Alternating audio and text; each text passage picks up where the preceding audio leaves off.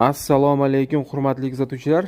Uz Chilangar jamoasining navbatdagi buyurtmasi asosidagi kotelni yasalish jarayonidan qisqacha video obzor. Xo'p, quyidagi kotelimizni demak Samarqand viloyatidan kelib tushgan buyurtma asosida yasab beryapmiz. Bu kotelimiz odatiy kotellarimizdan biroz farq qiladi. Mana orqa fonda turgan kotellarimiz ko'plab tirajda yasalib sotiladi. Sababi bu kotellarimiz universal ko'rinishda ishlash imkoniyatiga ega, ya'ni kim oqma gaz bor joylarda ham metanda, qattiq yoqilg'ini barcha turida va elektr tokida ham ishlash imkoniyatini qilib berish imkoniyatiga ega bo'lamiz. Xo'p, mana bu yerdan горелка qo'ygan holatda demak ishlatsak, kotelimiz to'laqonli gazli kotelga aylanadi.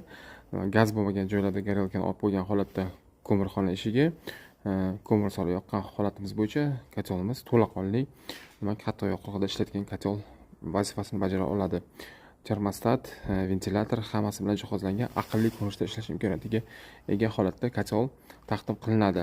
Xo'p, verxniy горение yuqoridan yonish xususiyati bo'yicha ishlaydigan kotelimiz gorizontalniy qilib 4 ta papka qo'yilgan, ya'ni issiqlik demak aylanma zigzag holat bo'yicha harakatlanib kotel ichini tark etadi.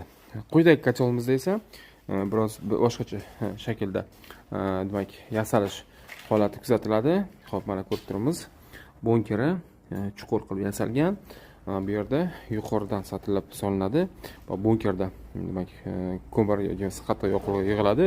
Bunda ham verxniy горение yuqoridan yoqqan holatimiz bo'yicha issiqlik mana bu yerdan harakatlanadi. Buni papkalari yotiq holatda joylashgan. Mana yotiq holatda joylashgan. Bu yerdan issiqlik chiqadi.